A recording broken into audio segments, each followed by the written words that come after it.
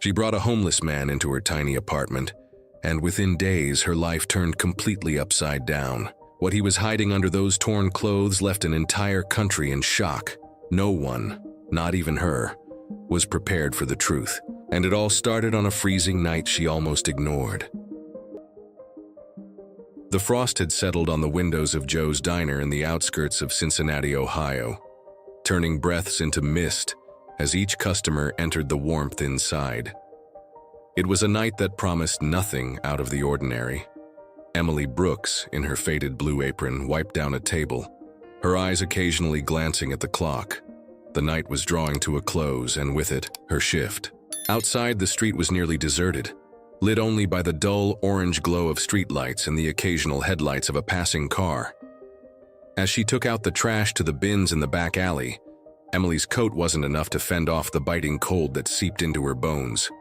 That's when she saw him, a figure huddled against the diner's side wall, barely more than a silhouette. As she approached, the details became clearer. A man wrapped in a tattered coat, his face hidden beneath a hood, cradling one arm.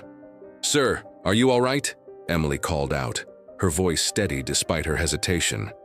The man looked up, revealing a beard matted with ice and eyes that seemed too bright, too aware, for someone supposedly lost to the cold. "I'm fine, just trying to keep warm," he murmured, his voice surprisingly clear and calm. Emily noticed his hands. They were not the rough, cracked hands of the long-time homeless. Instead, they were marked with the subtle scars of a different kind of life. Despite the warnings she'd grown up with, telling her never to engage with strangers, especially at night, something in her stirred. Emily looked around. The street was empty, the diner's back door a few steps away. She made a decision. "Come inside. I'll get you something warm to drink," she offered, gesturing towards the diner. The man's eyes widened slightly, as if surprised by the kindness. He nodded slowly, pulling his ragged coat tighter around him as he stood up with her help. Inside, the few remaining customers didn't notice, as Emily led him to a booth in the corner, away from curious eyes. She brought him a hot coffee and a sandwich, which he accepted with a quiet thanks that seemed laden with more gratitude than the simple words could convey. As he ate, Emily busied herself with closing up, all the while keeping an eye on the man. He moved with an odd grace, his manners meticulous, out of place in his current state. When he caught her looking, he offered a small, wistful smile. "I'm Ben," he said, extending a hand that looked out of place with its refined movements. "Emily," she replied, taking his hand briefly. The connection felt oddly profound. After the last customer left, Emily sat across from Ben, her curiosity overcoming her. "If you don't mind me asking, how did you end up out there?" Ben looked down at his mug, his face shadowed. "It's a long story and not very pleasant," he started, his voice low. "I made some choices, and others were made for me. It led me here, to this moment." Emily nodded, sensing the weight of stories untold, the depth of experiences reflected in his guarded eyes. "You don't have to talk about it," she said softly, recognizing the pain of past wounds in his hesitation. He looked up, meeting her gaze with a stark openness that surprised her. "Maybe one day I will, but for now, thank you, Emily, for the warmth, not just of the coffee, but of your kindness." As Emily locked up the diner, the night seemed a little less cold. She offered Ben a place on her couch for the night, an offer he accepted with a dignified nod. As they walked to her small apartment, neither of them noticed a neighbor peering through her curtains. Her phone raised, recording the start of a story that would soon captivate the nation. In the silence that followed, a bond was forming, one that would prove to be the key to unlocking not just Ben's past, but a future neither could have anticipated. Emily's apartment was modest, with the warmth of lived-in comfort. As she led Ben through the door, her mind raced with the implications of her decision. She had never brought a stranger home before, yet something about Ben's presence felt reassuring rather than threatening. "I don't have much, but you're welcome to the couch," Emily said, pointing towards a small, well-worn sofa adorned with a couple of patchwork quilts. Ben's eyes scanned the room, taking in the modest surroundings that were worlds away from where he'd once called home. "Thank you, Emily. This is more than enough," Ben replied, his voice carrying a tone of genuine appreciation. He settled onto the couch, his movements careful, as if not to disturb the little order of her space. Emily pulled an extra blanket from the closet and handed it to him. "It can get quite cold at night," she mentioned casually, trying to mask the mix of concern and curiosity that kept her mind ticking. Ben accepted it with a nod, his eyes locking with hers for a brief moment, a silent acknowledgement of the kindness she was showing.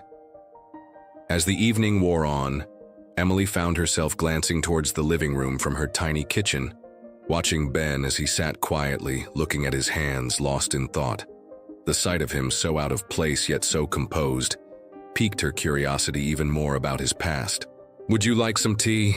Emily called out, wanting to break the silence but also to learn more about the enigmatic man under her roof. "Yes, please," came the soft reply. When she brought 2 mugs back to the living room, she noticed the faint traces of old scars on his hands, not quite hidden by the dim light. They sipped tea in an almost comfortable silence, the steam swirling between them. "You know, you can stay here a few days. Till you figure things out," Emily found herself saying, the words surprising even her. Ben's eyes met hers again, this time a flicker of relief passing through them. "That's very kind of you. I've been on my own for a while now," he said, his voice trailing off as if the story behind those words weighed heavily on him. Emily wanted to ask more, to delve into the why and how of his current state. But she held back. The night was not the time for such questions. It was a time for rest, for the peace that her 4 walls could offer to a soul so clearly troubled. As they said goodnight, Emily retreated to her bedroom but found sleep elusive. Her mind replayed the evening, Ben's polite mannerisms, his cultured voice that didn't match his rugged exterior. Who was he really? And what had led him to this point? In the stillness of her room, Emily realized that despite the potential dangers, her decision to help Ben was forming into something more than just a simple act of kindness. It was a door opening to a mystery that would soon unravel, touching her life in ways she could never have imagined. The next morning, sunlight spilled softly through the blinds of Emily's apartment, warming the hardwood floor and casting long, golden beams over the tiny living room. She stepped out of her bedroom quietly, unsure if Ben was still asleep. But there he was, already awake, sitting on the couch with perfect posture as if he hadn't slept at all. He was reading a book from her shelf, a novel, thick and a little dusty. She didn't even remember buying it. His fingers turned the pages slowly, thoughtfully, like someone used to studying, not simply passing time. That simple image, it didn't fit. Not with the man she had found curled up in the cold just hours before. "Morning," Emily greeted him with a cautious smile, tucking her robe around herself. Ben looked up, and again there was that calm, gracious nod. "Good morning. I hope you don't mind. I found this on the shelf. It's been a while since I've had the pleasure of reading." She waved off the concern. "Of course not. I didn't even know I still had that one." She walked into the kitchen to start the coffee, but her thoughts stayed on him. It was the way he spoke, the words he chose, the way he held the book, with care, almost reverence. As they sat down for a quiet breakfast of toast and eggs, Ben thanked her again, politely, but also formally. Almost too formally. "You don't talk like someone who's been out on the street," she said softly, not accusing, just wondering. Ben looked at her, and for a moment it seemed like he might answer. But instead, he took a sip of his coffee and said, "People can end up on the street for many reasons, Emily. Some have nothing, others lose everything." His tone made her pause. She didn't press further. But in that moment, she noticed something she hadn't before. A fine chain peeking from beneath the collar of his shirt, not flashy, but carefully crafted, and attached to it, a medallion. She caught only a glimpse of it before he tucked it back under his clothes, almost instinctively. All at once, her thoughts began to tangle. That chain didn't belong to someone with nothing. That medallion, it looked expensive, It looked personal. She opened her mouth to ask, but stopped herself. There was something sacred in that silence, something telling her the time wasn't right. Ben stood after breakfast and asked, "Do you need help with anything today?" His offer was genuine. No hesitation, no pity, just a simple readiness to be useful. Emily hesitated, surprised. "Actually, I do need to drop off a few things at the community center. They've got a little computer lab. One of the kids said their screen was busted. You any good with computers?" Ben smiled faintly. "I've fixed a few in my time." She didn't know then, not yet, that this small errand would be the turning point, that this moment, disguised as ordinary, would soon peel back the layers of everything she thought she knew about the quiet man on her couch. And out there, in the neighborhood, someone else was watching, observing from across the street, a neighbor with a keen eye, and a phone always within reach. The ride to the community center was quiet, not an uncomfortable silence, but the kind filled with thoughts unspoken. Emily kept glancing at Ben through the corner of her eye. He sat with his hands folded on his lap, his posture straight, his expression calm, almost distant. Like a man used to sitting in boardrooms, not buses. When they arrived, a few kids were already waiting outside, their faces lighting up as they saw Emily approach with her worn-out canvas bag.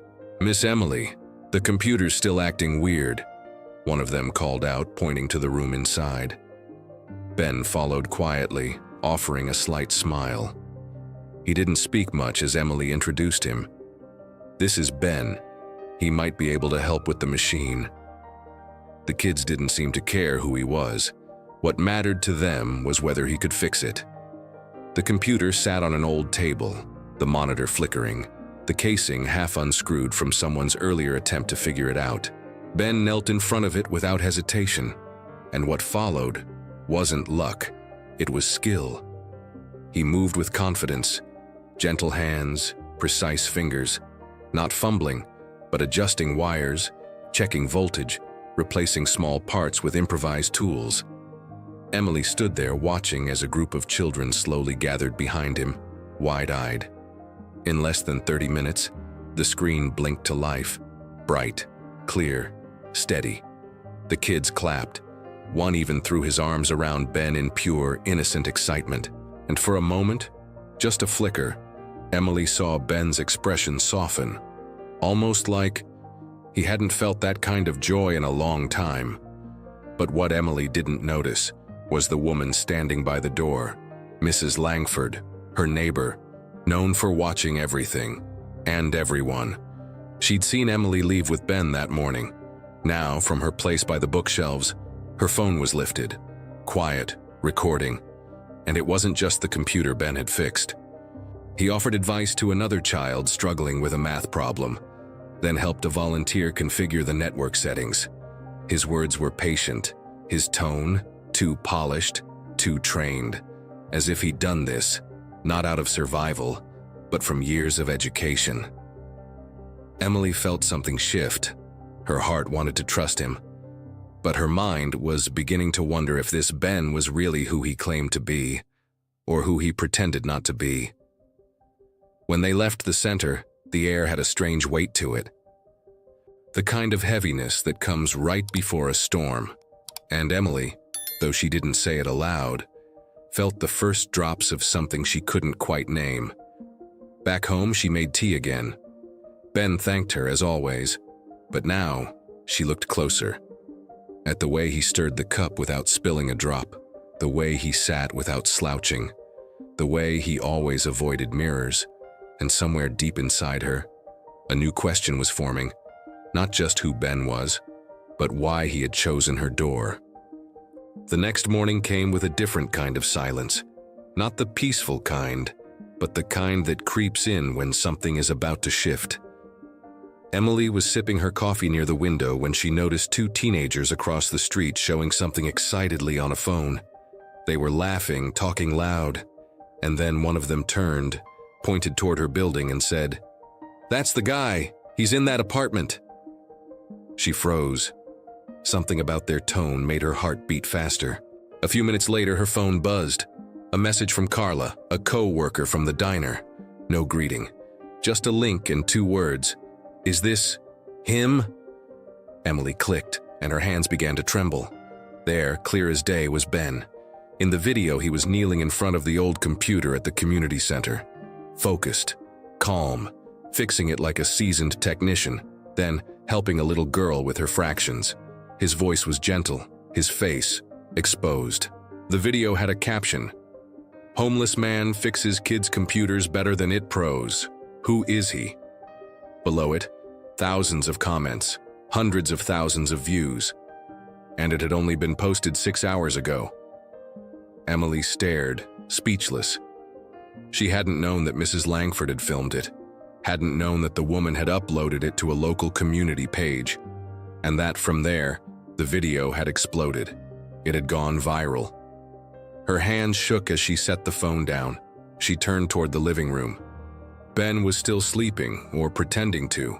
His back was to her, one arm draped over the blanket. He looked peaceful, but peace was already leaving the room. Outside, another neighbor walked past her window, slowing down, looking in, holding her own phone up. The quiet bubble that had held them together for a few days, fragile, human, and private, had just burst, and now the world was watching. It didn't take long. By noon, local reporters were parked across the street, 2 vans, one crew setting up a tripod, another with a microphone in hand pointing toward Emily's window.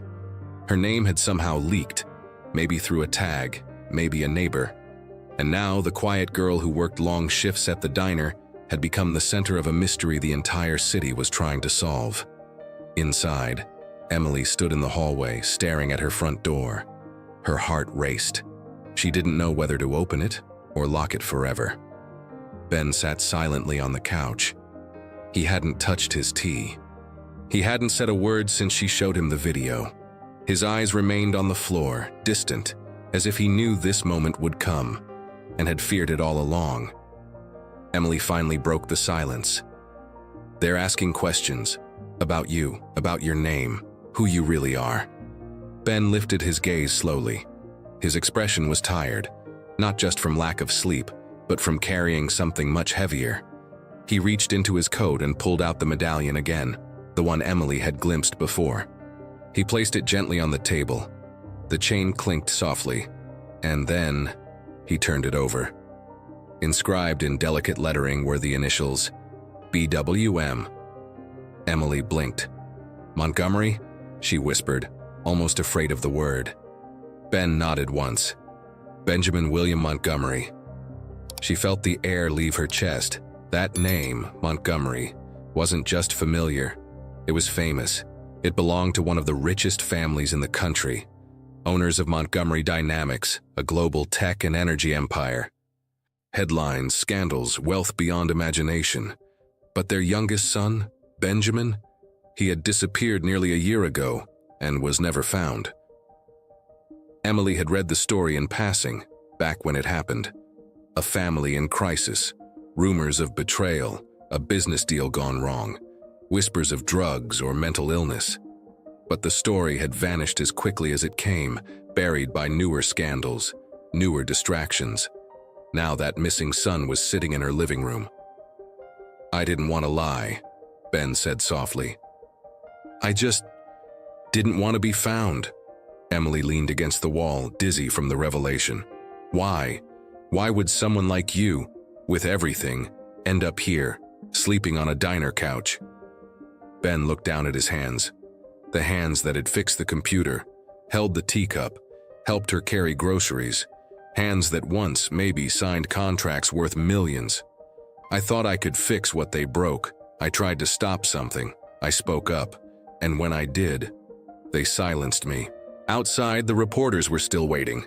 Cameras rolling, microphones ready. But inside, the real story was only just beginning to unfold. The room had changed. It was the same couch, the same little table, the same chipped mug with warm tea inside. But the moment Ben said his full name out loud, Benjamin William Montgomery, the air grew heavier, almost sacred. Like everything that followed would never again be simple.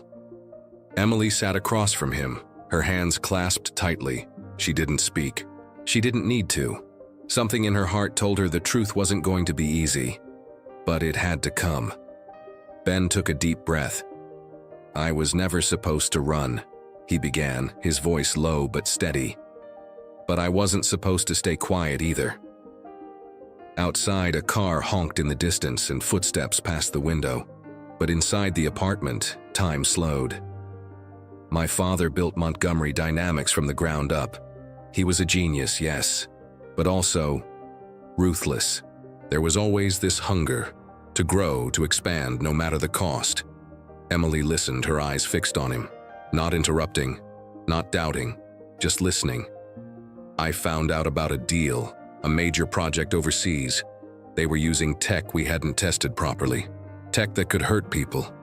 I brought it up in a board meeting thinking someone would care. Instead, they called me unstable, said I was emotional. They threatened me quietly, then loudly. And when I refused to back down, they made sure I disappeared." He looked up, and for the first time, there was no mask of calm, just raw honesty. "My own brother forged documents saying I had checked into a private clinic.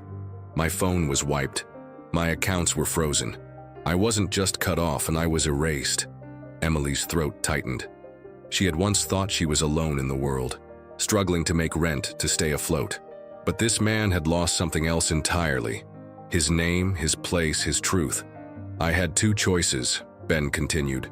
"Stay and fight a war I couldn't win, or leave everything behind and hope someone, somewhere, would treat me like a human being again." That's when Emily understood.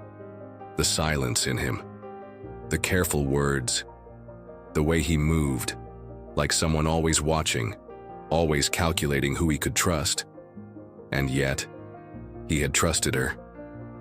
She leaned forward, her voice barely above a whisper. "Why me?" Ben gave a sad smile. "Because you were the first person in months who looked at me and didn't see a threat, or a pawn." The kettle in the kitchen whistled softly, but neither moved. Outside, the reporters were getting impatient, but the real story was already unfolding in a living room no camera could reach. It didn't take long for the truth to leap from whispers into headlines. By the end of the day, every major network had picked up the story. Heir of the Montgomery Empire found living as a homeless man. Photos of Ben, captured outside Emily's apartment, were plastered across news sites. The footage from the community center replayed on morning shows, evening specials, and everything in between. But what caught the nation's heart wasn't just the scandal. It was her, Emily, the girl with the tired eyes and second-hand coat, the one who had nothing and still gave, the one who, unknowingly, sheltered a man the world had forgotten and asked for nothing in return. Reporters begged for interviews. Strangers left flowers and letters outside her door. Some offered money, others offered jobs. People cried watching the footage, saying they hadn't felt something real like this in years. That kindness, that kind of simple, human kindness, had become too rare. Emily, overwhelmed, didn't open the door to any of them. She stayed beside Ben, quietly boiling tea, turning down the volume on the TV whenever his face appeared. Not out of fear, but out of respect. Because this was no longer just about what the world saw. It was about what they had lived, together, in silence. In little moments no headline would ever capture. Ben, too, kept to himself, watching from the window, listening, thinking. The same man who once gave presentations in front of shareholders was now unsure whether to open a curtain or pick up the phone. And yet, in all the chaos, something deeper was happening. At the diner, a regular left a handwritten note for Emily on the counter. "We always knew you had a good heart. Now the whole world does too." At the community center, the kids made a banner that read, "Thank you, Mr. Ben. You're our hero."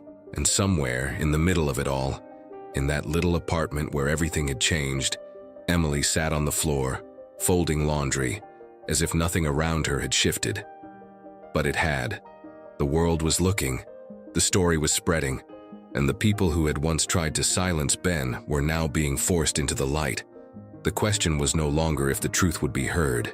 It was what that truth would cost. The media frenzy didn't last forever. Like every storm, it came fast, loud, overwhelming, and then slowly it began to quiet down. But what it left behind was something no one could have predicted. Ben, now publicly recognized as the missing Montgomery heir, gave one, and only one, televised interview.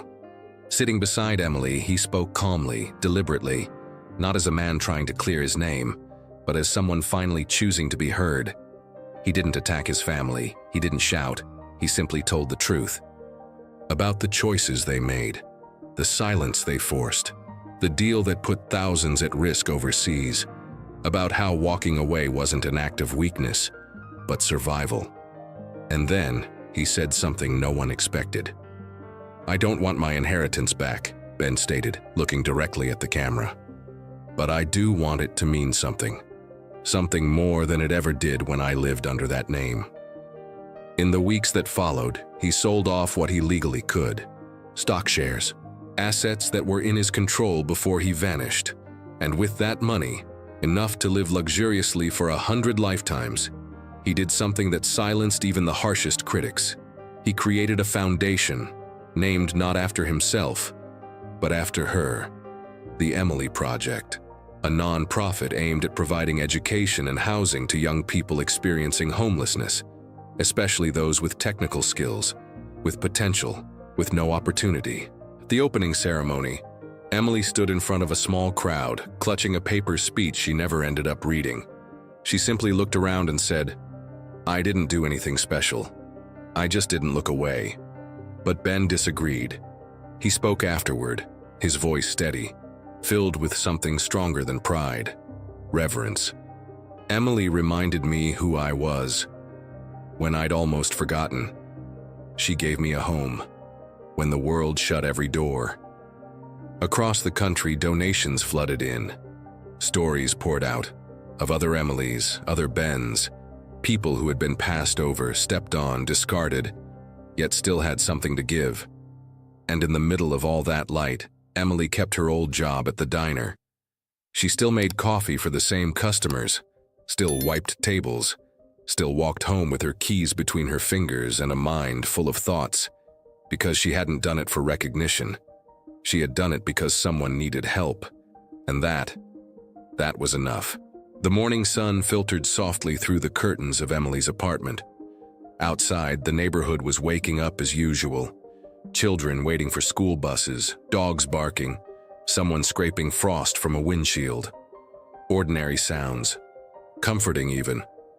And yet, everything had changed.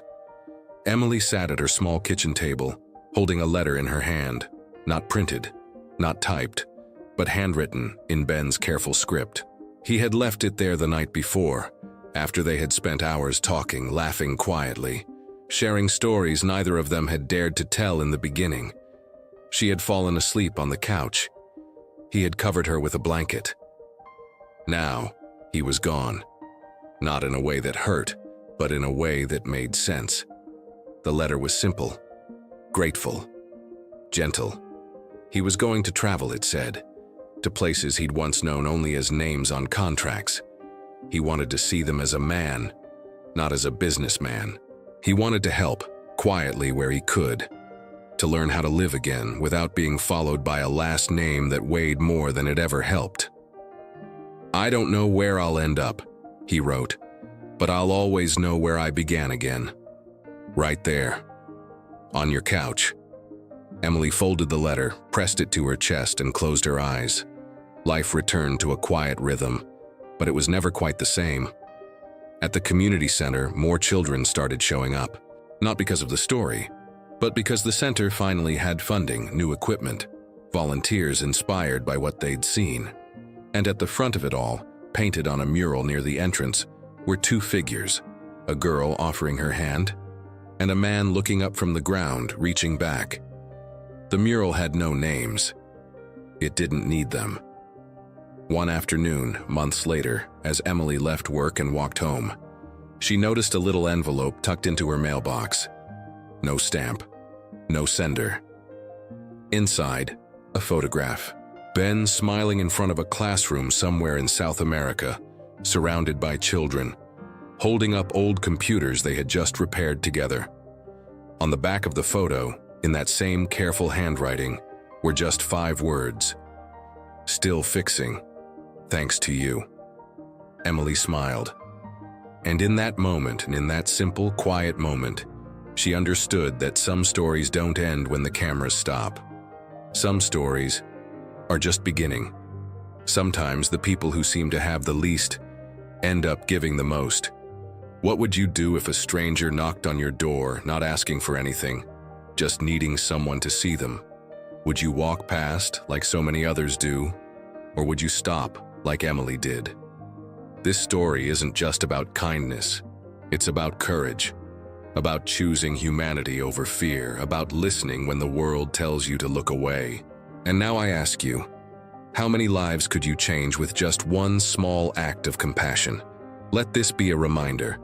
We never really know who we're passing by on the street. It could be someone broken, or it could be someone rebuilding. If this story moved you, if it made you reflect or feel something deep in your heart, don't let it end here. Subscribe to the channel and turn on notifications so you never miss another real story that could change the way you see the world. And now go ahead, click the video that's appearing on your screen right now to watch another story just as powerful as this one. We'll be waiting for you there.